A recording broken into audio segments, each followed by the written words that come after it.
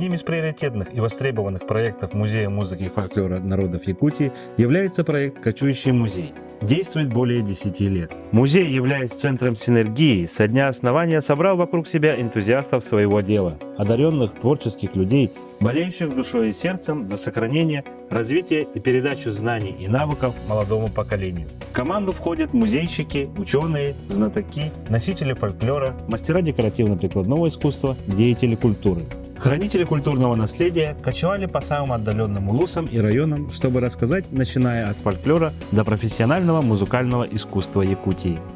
В программе передвижные выставки, показы анимационных фильмов по эпосам и сказкам коренных народов, документальных фильмов, показы кукольных спектаклей, мастер-классы, арт-встречи и концерты деятелей культуры.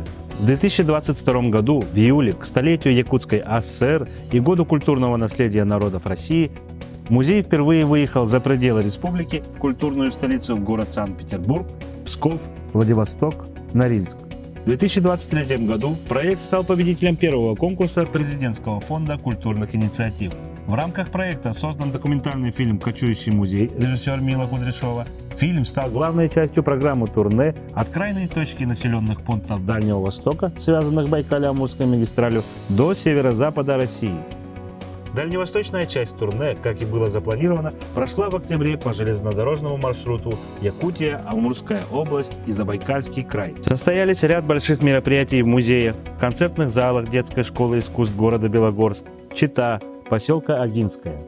Северо-западная часть турне прошла в культурных и образовательных площадках города Санкт-Петербург и Ленинградской области. Наш проект доказал свою актуальность и востребованность не только внутри Якутии, но и в центральных регионах необъятной России, стал победителем в первом конкурсе 2024 года Президентского фонда культурных инициатив. Осенью 2024 года команда готовится отправиться по городам Золотого кольца России. Проект способствует через креативных деятелей культуры и искусства сохранению и развитию языкового и культурного кода коренных народов, популяризации их самобытных традиций, уклада жизни. И, несомненно, помогает расширению культурных связей между регионами и взаимодействию культур.